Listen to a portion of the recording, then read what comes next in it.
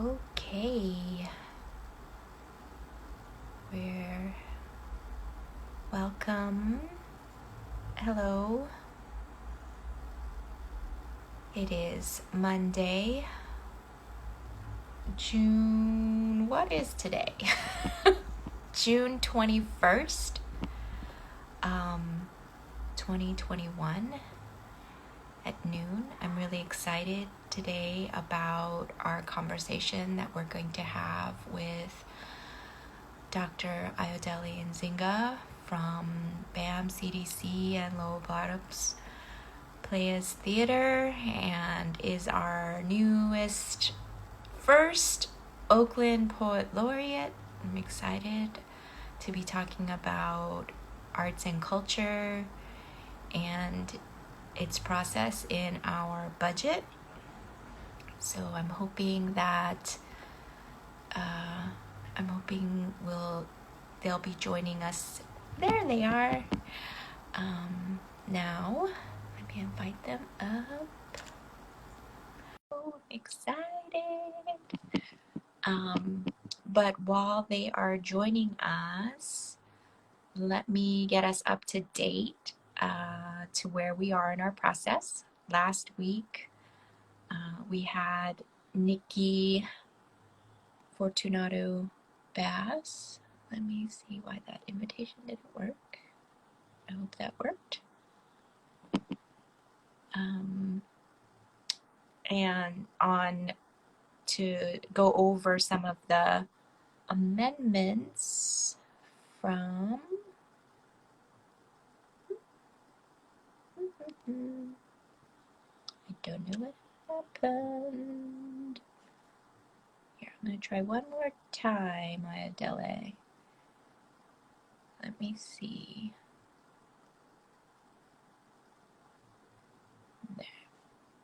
There you go.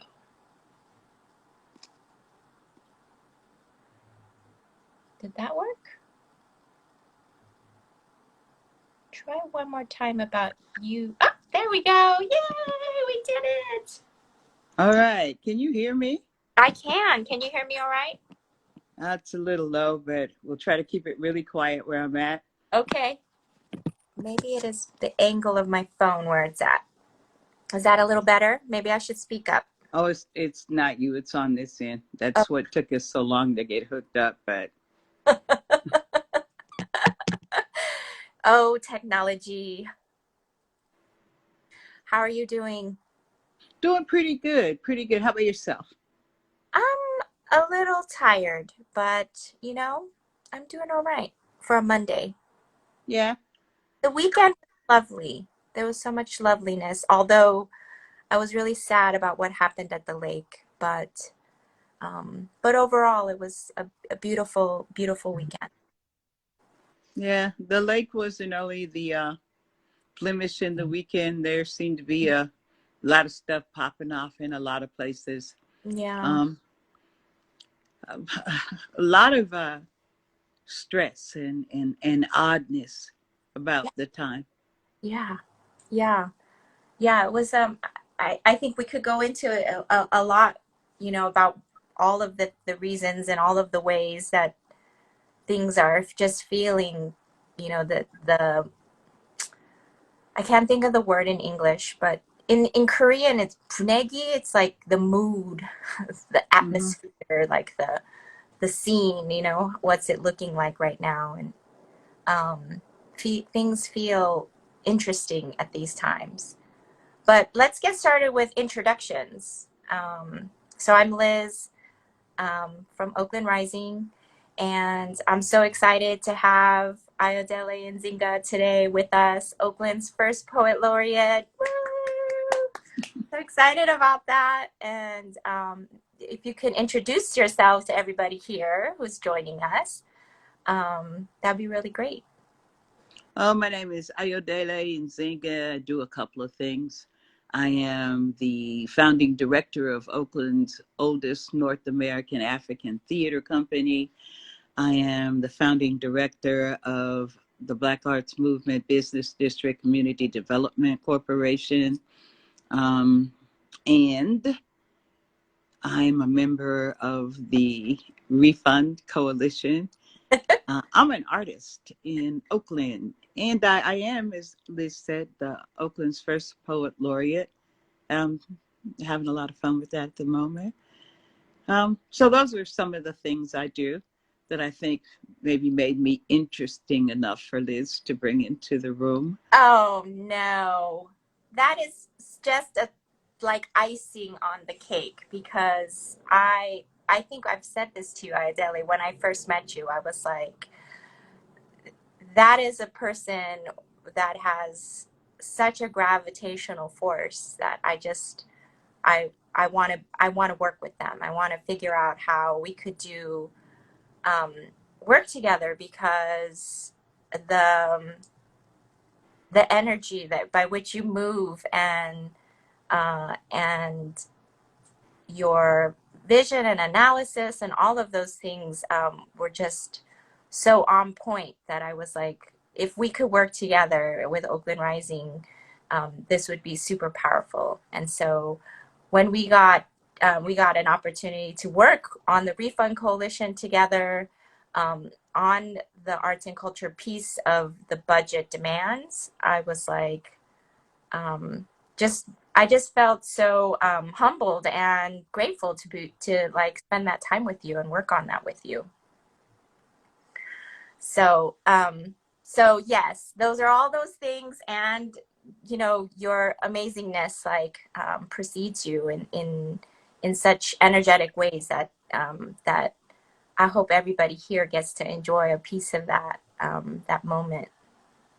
And so yeah, it is what we call Monday meals, and we do this because we are trying to think about all the ways in which we nourish ourselves, right? You know, we step into Monday and we're always like, you know, because this capitalist system, it's like, ah, it's Monday, we got to start grinding, right? And I want to start off the week where we are stepping into thinking about how we're taking care of ourselves, how we're feeding ourselves, you know, physically, mentally, emotionally, and spiritually, and all the ways in which we move through the world. So, wondering what you're going to have for lunch today.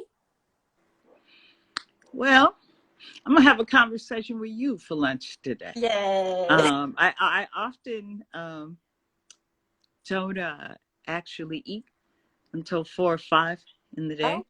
wow. Um, and I think that what I'm being nourished on in the moment, the food for today, is actually Baldwin. I am diving into Baldwin very deeply in preparation of producing for the Black Arts Festival that's coming up, BAMFest, in Yes. August. Yay. And so Baldwin qualifies as food because I believe in mental groceries. We Yes. must feed ourselves mind, body, and soul.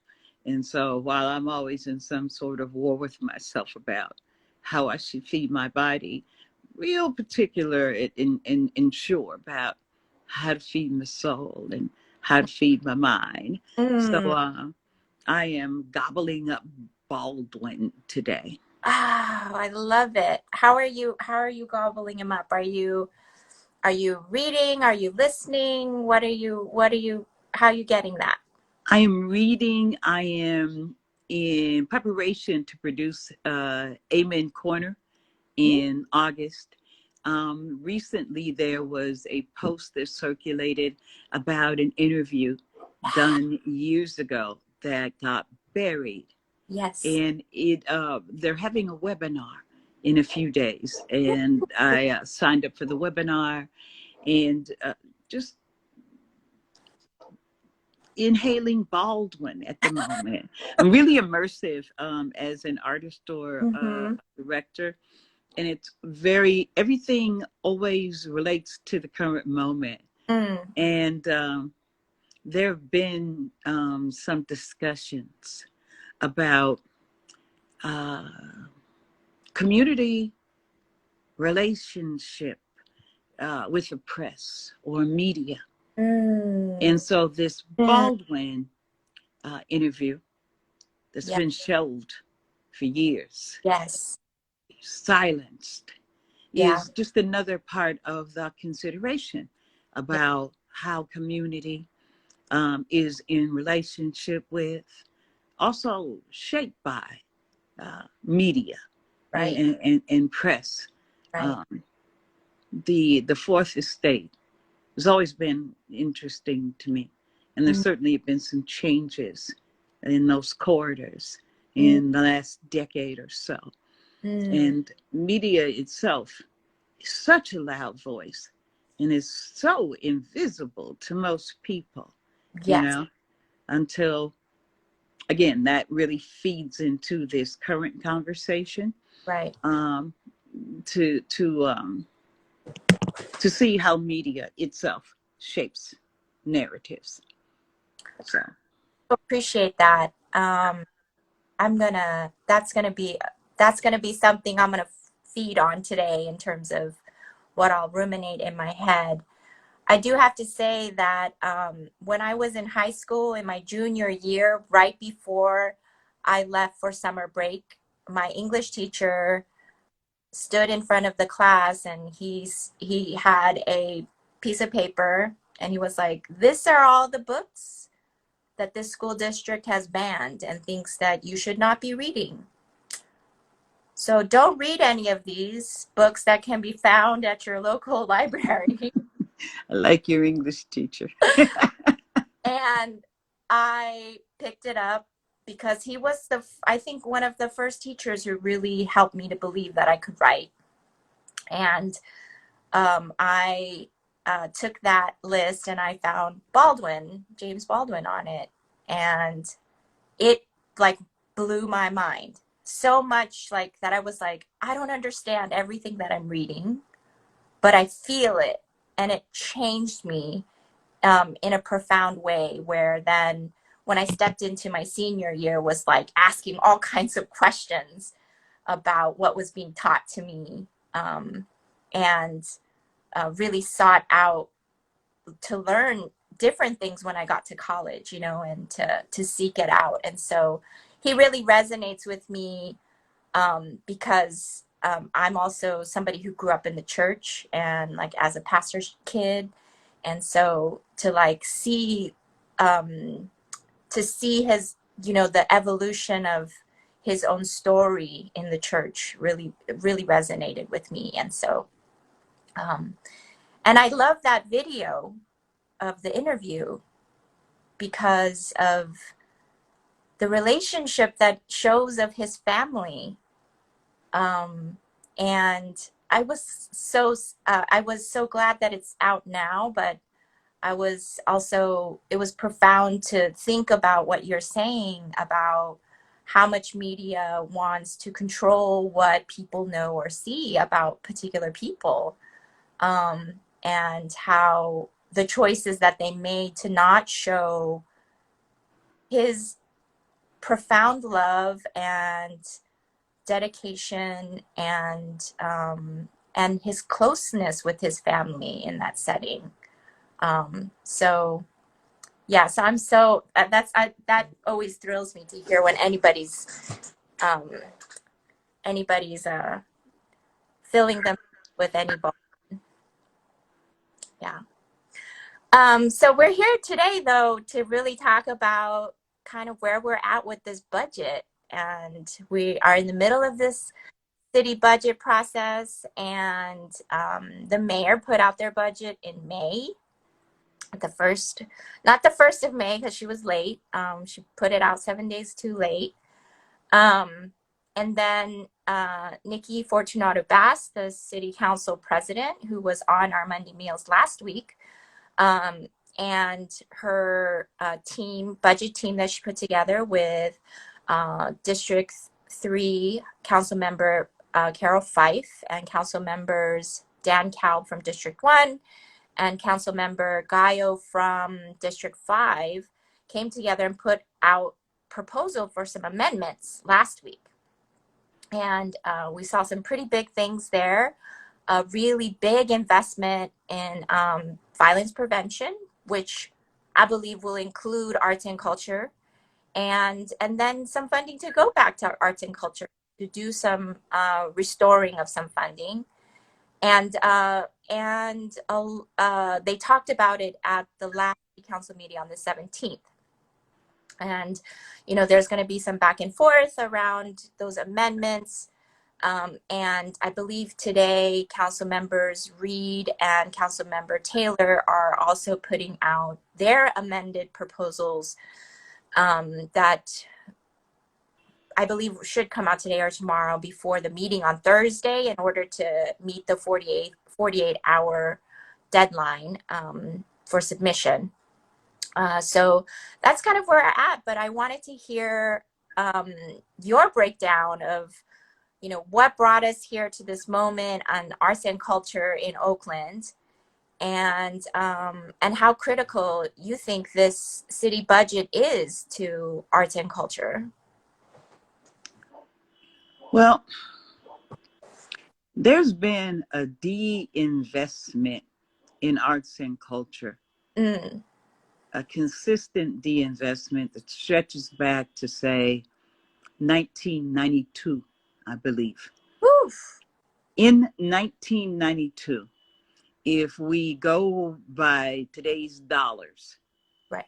the budget in 1992 was $3 million in today's dollars. Right. And we have not had a budget in today's dollars of 3 million since. Right. It has consistently been eroded. Mm. Also, the way that arts and culture adds to the mystique of this town. The mayor even gave it a nickname, called it the sauce. Okay. It's interesting though. See, sauce is something you put over on top of the main course. Mm. People usually don't live off the sauce, Mm. right? The sauce is kind of like fringe. You don't really need the fringe on a leather coat to have a coat. So Mm. anything that's on the margin often gets left outside. Mm. So for all this talk about the sauce and reducing Oakland's culture to a sort of a mystique, a thing that you can buy and bottle. If you come here, you can get it, Mm. It doesn't match the investment. Right. A lot of people aren't quite aware of how the budget for cultural arts works.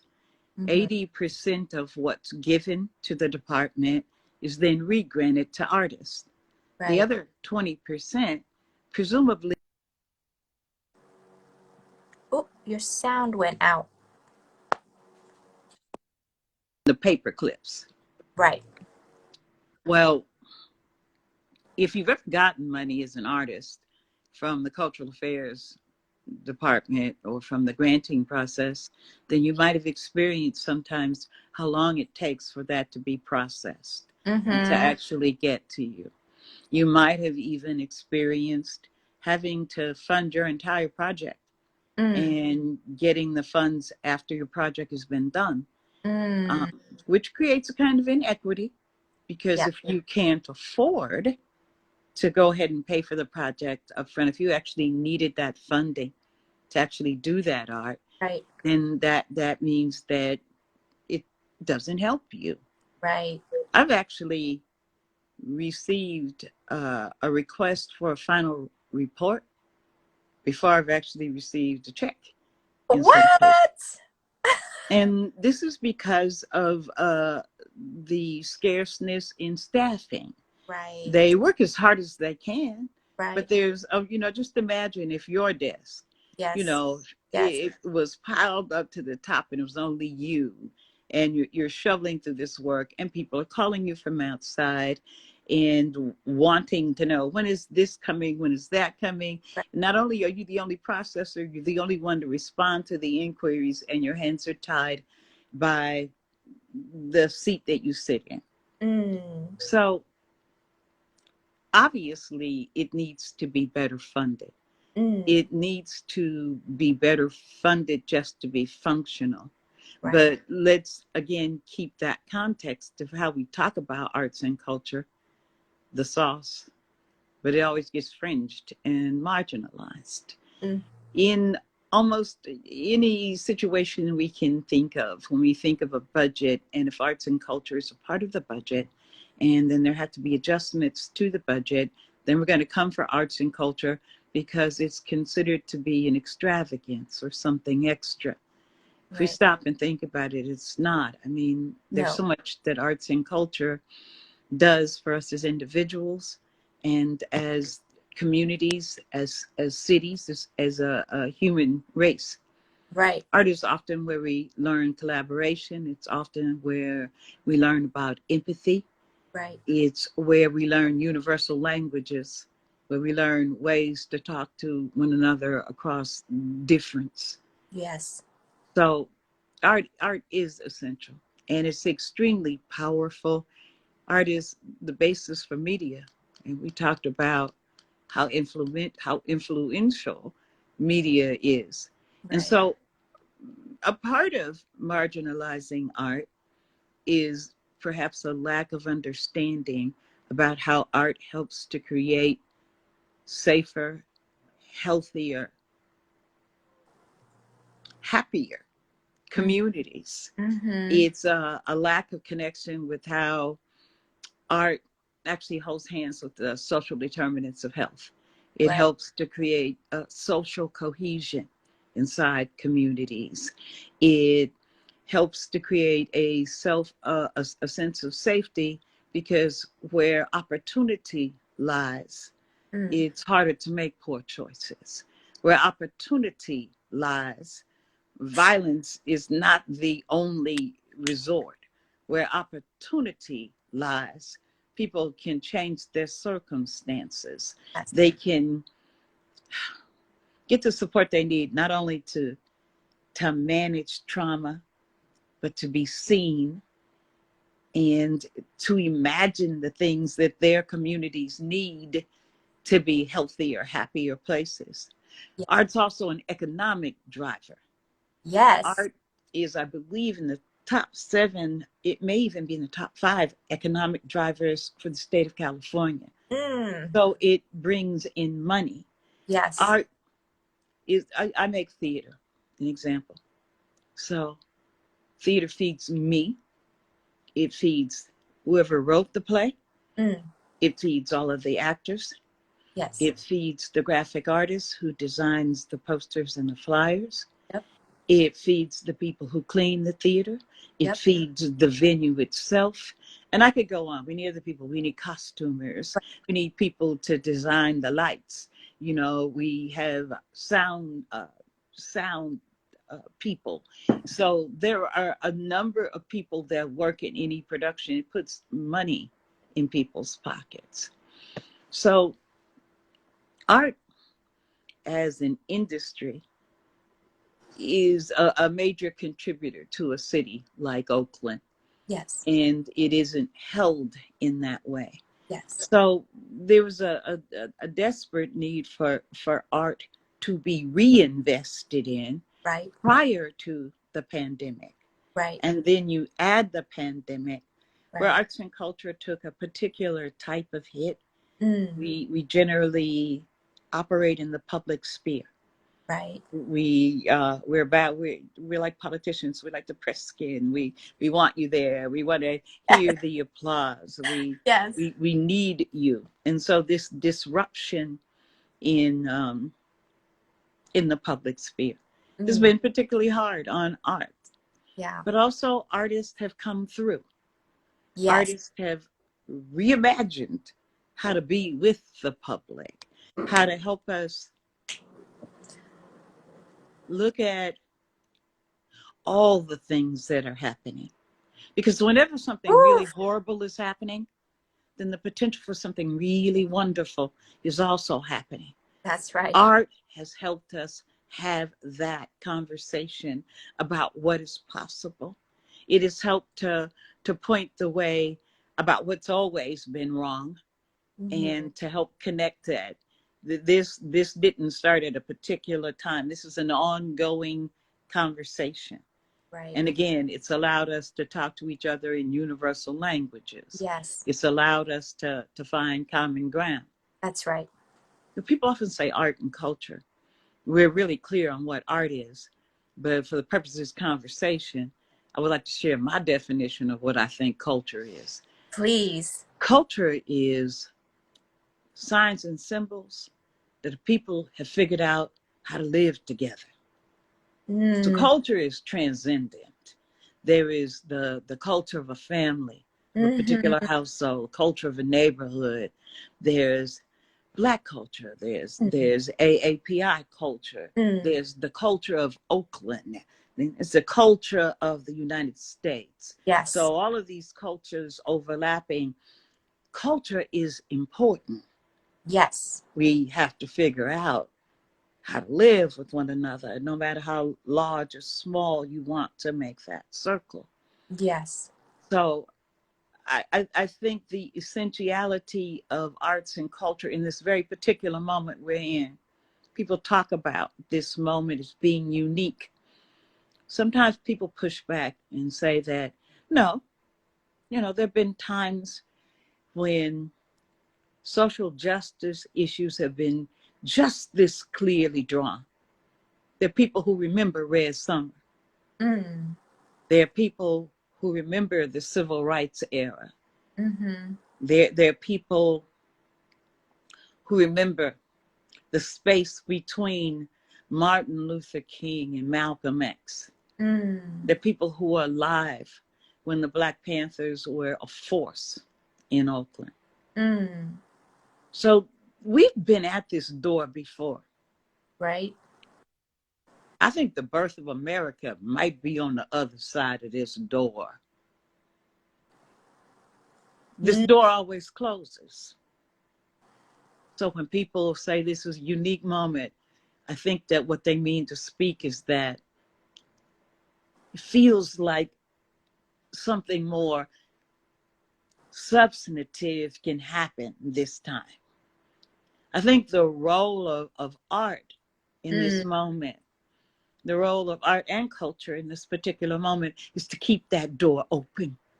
Right. Don't let that door close. Right. Right. Art has that power. Right. I defy you to find a significant political movement that was not accompanied by or documented by, amplified by That's right. an arts movement. That's right. From the Black Arts Movement, from Negritude, the Black Arts Movement, the Harlem Renaissance, hip hop, all of it being a continuum. Right.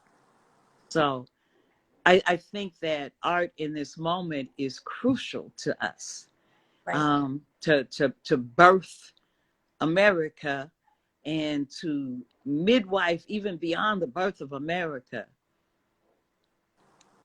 a new, more human-centered paradigm. I sincerely believe we in the wrong paradigm. Say that one We more time, we Ayodele. we want to guard property. We are That's so afraid of taking money away from police, whose main job it is to guard and keep property safe. that's right. If their true religion was the sanctity of human life, then they would prize that over Right. than keeping buildings safe. Okay? That's We right. know how to keep a Walmart safe, but we don't know how to get a person who's having a mental breakdown to an institution that could serve his mental health. And I hear there's this saying, we just all want to make it home alive. Mm. We all want to make it home alive. And it would seem to me if they were more concerned with everybody making it home alive Mm-hmm. over whether or not all the donuts that were in the Walmart bakery were safe, that might produce a different paradigm. I don't know that we'd have conversations about how crucial and critical it was for people to live inside. Yep. I don't know if we'd have crazy conversations like, well, first, they shouldn't be dope addicts. They shouldn't be alcoholics. I don't know if I could live in a tent with rats running through it and not need something to help me I'm be saying. able to navigate a reality that harsh and that cruel. to be able to navigate a reality that clearly said to me that the majority of human beings who pass by me do not care whether I live or die. Right.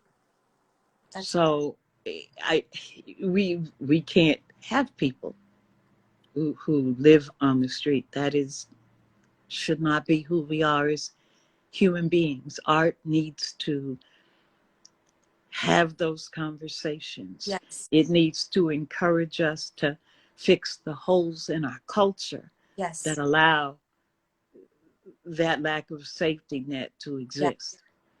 You know, we argue more about getting up the garbage that other people frankly dump Mm, around them as much as is created by being a human being with no one coming to take the garbage away. right. We talk more about the removal of that garbage than what our future looks like Yes. with that many human beings being sent the message that we don't care whether you live or die. And then we worry about violence. How many ways are we taught violence? I mean, first of all, if the response to quelling violence is to call people with guns to quell violence, then violence must be effective. Mm, I don't really think that. It doesn't track logically, but it's what we teach. It's what we teach as a country. I just heard something on the news this morning. They were talking about the new leadership in Iran, and it was followed by how we have to tell them what to do, how we have to curtail that regime and make sure that they do what we do these things by sanction and threats of violence. So empire. we will starve you or bomb you. Right. There must be other ways for humans to interact. That's And right. that state of violence extends to how we treat our environment. You know, we drill the earth, you Mm, know. Um, we we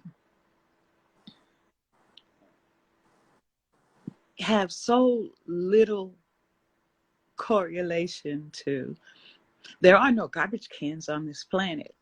mm, It's a finite blue ball. yep. It is actually possible to bury us all under garbage. Mm-hmm. Then what do we do? Right. Which is sort of connected to our love of shiny things, right?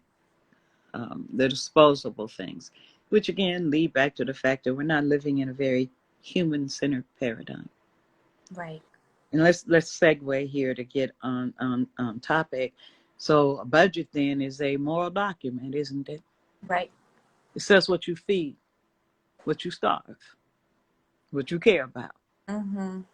So when we spend over $300 million on policing, Right. and then we spend a mere, what is it, 2%? Not even. Oh, Am it's I being generous you're being generous. It is for housing? within the yes. Oh, for housing, yes, it's about a little under 2%. It's like 1.7 or something like that. What does that say? What does that say we care about? I'm saying What does that say we care about? With so about many people on the street, the UN slapping us on the hand, right. sally whacking us upside the head, telling us to get our act together, that this was inhumane. Yes. And that's the budget we offer? Yeah. How's that possible? Right. Well, the response is okay, we have this problem, so let me actually police you. Right? Let me clean you up, let me move you out of the way, let me push you further and further and further out of this city or out of sight so that we can continue to pretend that the issue is not there. That then we show up with bulldozers and cops who are ready to kill to continue to push people out further. And that is the solution that the city administration has come up with. Well, the relocation of encampments and the sequestering people in storage sheds is it's a waste of money. It's a waste of resources that could actually go to what the solution is. It's simple. Yes. Everybody needs a house.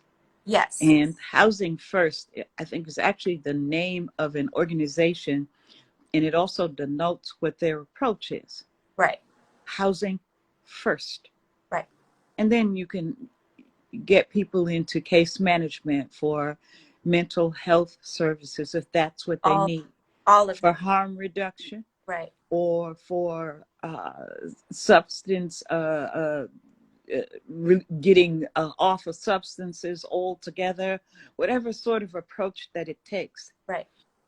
The problem with a lot of prescriptions is that they're bound to fail if you don't invest enough to make a true impact. Right.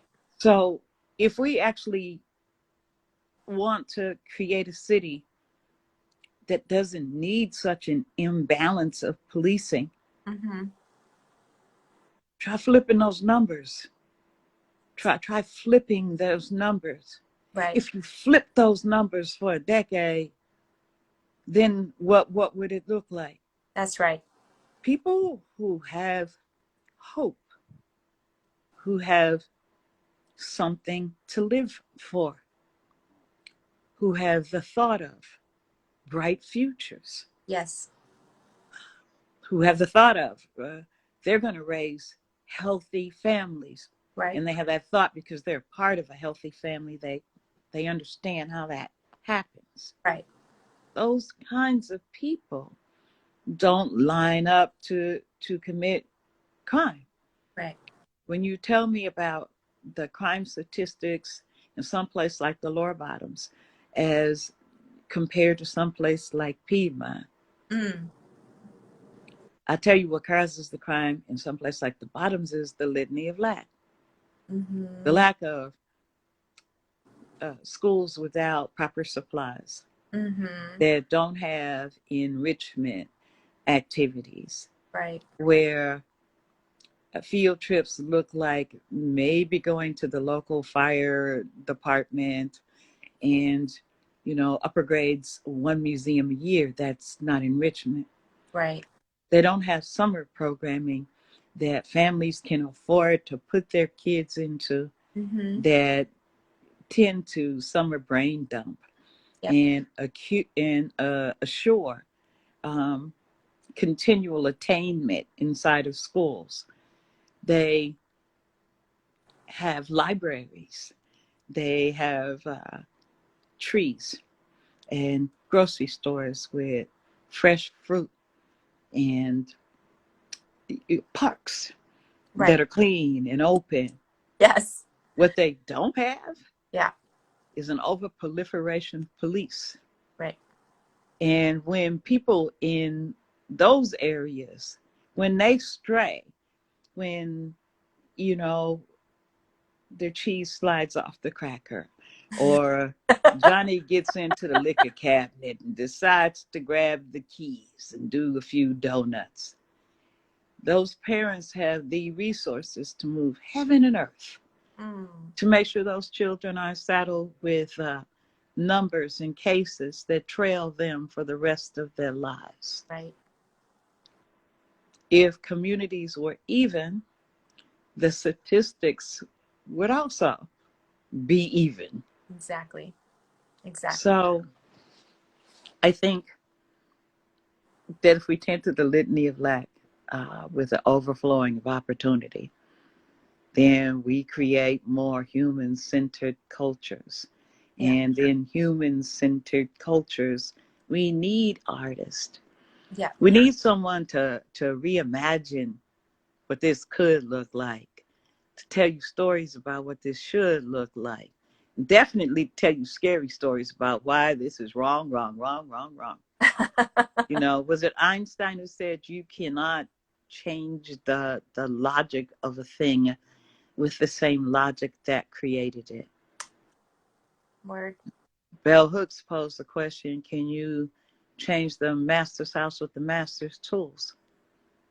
I'm going to hazard an answer this morning. It's always been an interesting question to me. And I don't say that I'll answer it tomorrow the same way, but this morning I hazard the answer. The only thing you can build with the master's tools is you can reduplicate the master's house. You need new tools to build something new. That's why you need artists to dream of things that never were. Okay? That's So what you all need to nourish your minds on today. Like your hearts and your minds and your spirit today need to be right on what you just said right there. I was just thinking about your metaphor around the door, right? And when you said that, what image came to mind was that in fact people have been standing and pounding on that door, trying to unscrew the door, unlock the door, try to find windows that they can get in through if they can't get in through that door, right? All the ways in which all of the people who have been organizing and fighting for generations, right, have been there. And that's how that door got open, right? And that's why the door is open now, is because people have been doing all of the things to get that door open, and now that the door is open, we are fighting to keep it open.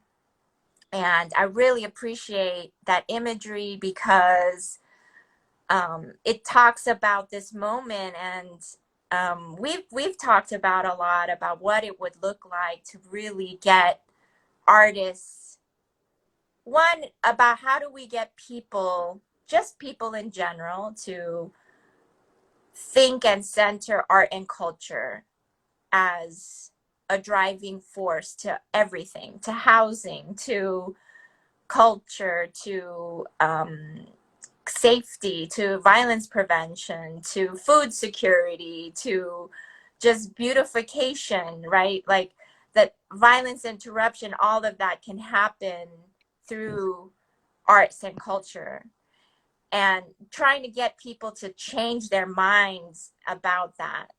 And then there's a part that's like, how do we get artists to move not only beyond their art, but to utilize their art to really push these issues, right? To push for the voice of artists themselves. And um, and I think about these past few months of really working on the budget process and just seeing the amount of artists that really have come through. That press conference last week on Thursday that Refund held, I mean, Fabiana Rodriguez came out and she had got these big, beautiful posters. Y'all can see that right there. Culture, not cops. It's on my wall. That they had, 3 different posters out there, and we just probably half of the crowd was artists. was And artists. that was so moved by that. And and I think, it speaks to the heart of artists and what they're not fighting for just this. Look, I'm trying to save my program, they're like, I'm trying to save the heart of this city. Artists want to save the world. Okay, we just happen to be trying to do it from Oakland, and Right you know there. what they say: think global but act local, Right, right? So we start from where we are, you know. right, right. And I do want to claim that there were 20 through 25, I hazard maybe even 30 artists standing I'm there in a saying, crowd of 50 people. yes, Artists turned out. yes. They represent themselves.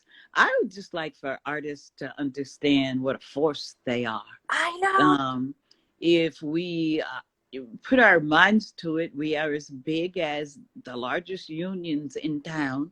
Okay. We have a voice that, if we used it in concert, can rattle walls.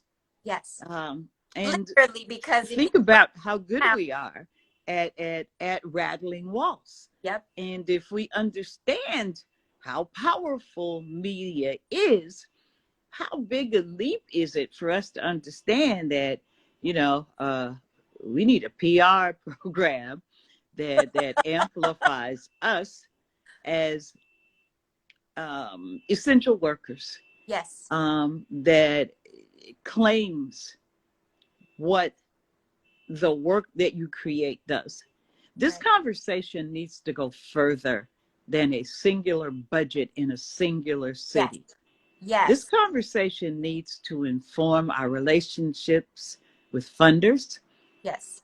I mean, think about it, guys. Aren't you tired of being given parameters that you then been like silly putty to fit into, to then get too little money to do a job with not enough time to do it in, and then need to craft a final report? I'm willing to bet you almost nobody reads ever. Mm. And then the focus changes. And if the focus of funders keeps changing, Yeah. then how do you build a movement? Yeah. If every time there's a new pot of funding, you're reinventing yourself to stay in business, to grab this piece of funding, Mm. this stops you from having a fully activated agenda.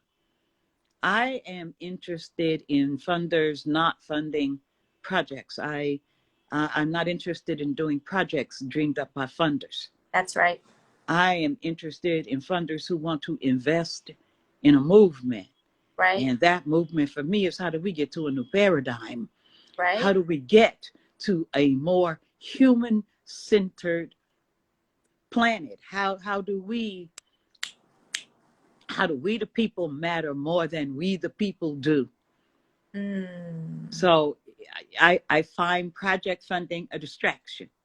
Now, whether those distractions are purposeful, that's a whole different conversation. But it is not helpful to sustaining a movement. Yeah. And if a philanthropist exists to change the world, then question, if what you're doing doesn't work, then perhaps you need new frames. And Mm. who better to give you those new frames than the objects that are usually the units of measure? Mm. You see, when a funder wants to give me $5,000 to do a program about trauma in women, Mm. who knows best about trauma in women? The funder who gave me the money, or the women who have been traumatized that I'm then to go make art about? Mm. Why aren't the traumatized women the ones saying this kind of funding would be helpful if we could do X, or we could do Y, if we could do Mm. Z?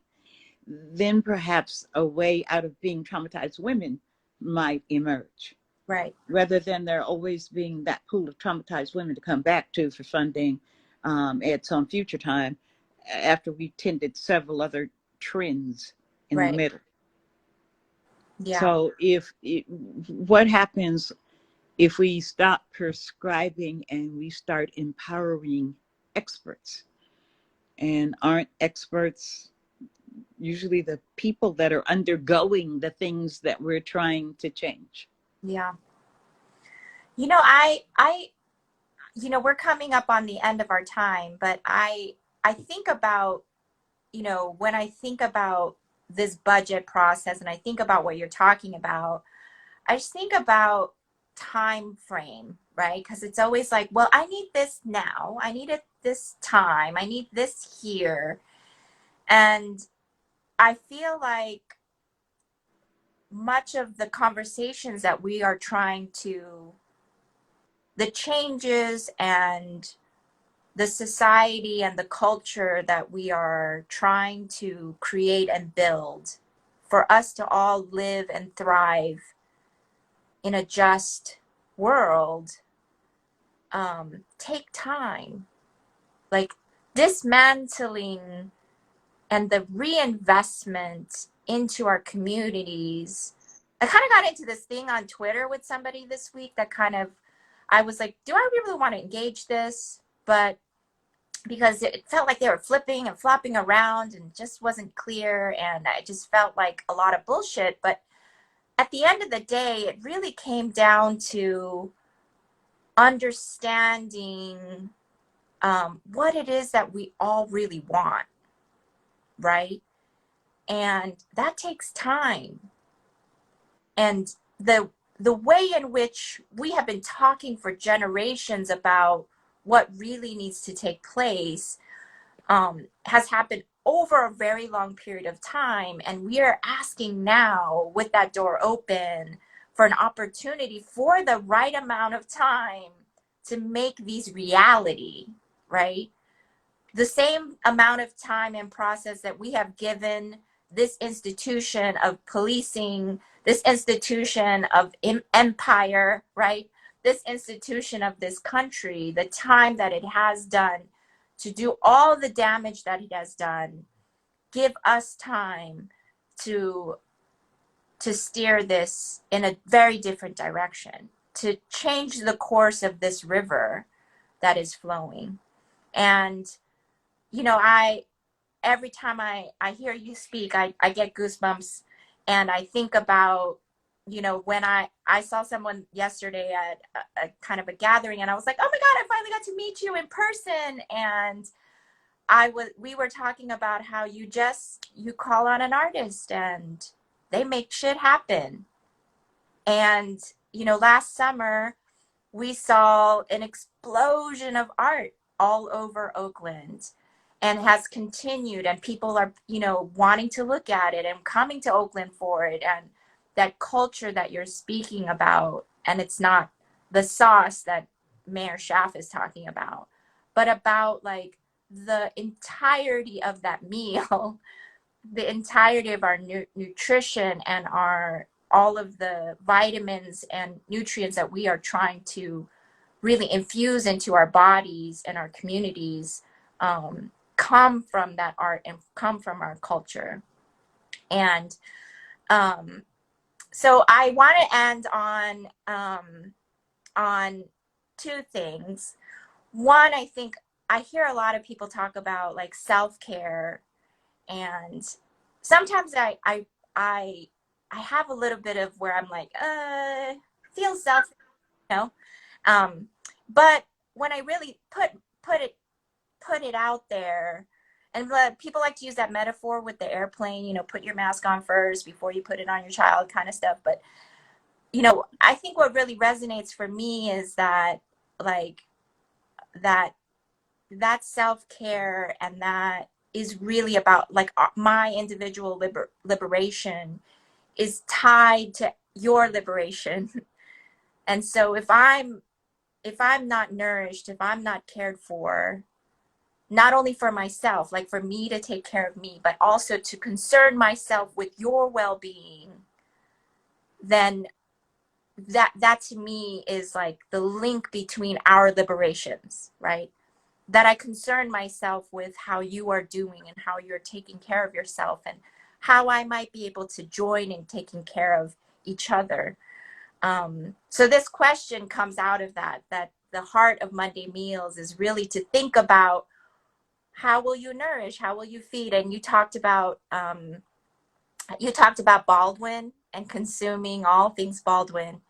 I'm wondering if there are anything else that you'll do this week, that either physically, emotionally, spiritually, or mentally, aside from Baldwin, that you'll do one small thing this week to care for yourself. And so we can all learn and take this moment. Everybody who's listening too can take this moment to think about what that would mean. I think that I'm really resonating around time as a resource, and where I fit in the fullness of time. There is urgency because there are things that need to change right away. As quickly as I can say it, I am working these days from the perspective of being sand on the beach. Each grain of sand is full of agency. It is a universe within itself. It dreams of change. And indeed, it dreams of its own ability to make change. Mm. Imagine a whole beach full of activated grains of sand. But Mm-hmm. somewhere, there is a Most High who is writing the universe in long form. Mm. So therefore, I am responsible for the change that I can make. Mm-hmm. I didn't do all the harm. Mm. I am responsible also for honoring my journey on this blue ball. Mm. That I exist is a miracle. That we sit here exchanging this conversation is a most unlikely piece of magic. Mm. It would be a sin not to notice that. Mm-hmm. Saving myself is a radical act. Dan. Pouring out all the gifts that were poured into me for us is a radical act. Oof. So I will pour out as fiercely as I can. But I will also be very, very mindful of my right to rest. Right? I think that I know that Black women were taught to be good maids. But when I tell you about this for Black women, maybe you'll see this in all of you. Mm-hmm. You've been taught that time is a thing that could be measured, could actually be scarce. How Right? ridiculous. I'm saying. There are 24 hours in a day. That's it. That's just it. There is no scarcity of time. Right. Okay? You are programmed outside of yourself in a million different ways to stop you then from having the time to fight the big battles you want because you get trapped in these small, small places. But you're in charge of you. And it's okay if everybody eats at the same time. You know, the idea that, women wait until last and make sure that, no, you do put your oxygen mask on first. And it goes for everybody. And if you're marginalized and you want to put your oxygen mask on first, doesn't make you a bad community organizer. It just makes you one that may not burn out, Right? that may be able to go the distance Right. and to pour out everything that was poured into you. Mm. So eat well, Yes. love hard, Yes. fight hard, Yep. rest hard, Yes. feed all of you, mind, body, and soul. Woo. Thank you so much joining today. Y'all, I feel full. I feel so full in all the ways. I really appreciate you, Ayodele, for joining me today to talk. And I'm going to walk away with some tears in my eyes. And um, I should probably let everybody know to come out to the city council meeting on the 24th. It will be happening at 10:30 a.m. Come out as in join us on Zoom. You can follow Oakland Rising. You can follow Refund Coalition and the Defund Coalition for all of the information on how to join. Um, and and we'll see you there. Join and bring your 2-minute talking points to really lift up some of the things that we talked about today, that today is our moment to keep that door open and to make sure that the funding is restored, and not only restored, but that this is our starting point to a reinvestment and a recreation and a building of a new city that can shine through its culture and arts. And so I really appreciate your time today, Ayodele. And I am so excited to continue to build movement with you and to show up together. All right, Liz, thanks so much for having me. Thanks. Bye-bye. Everybody have a wonderful day.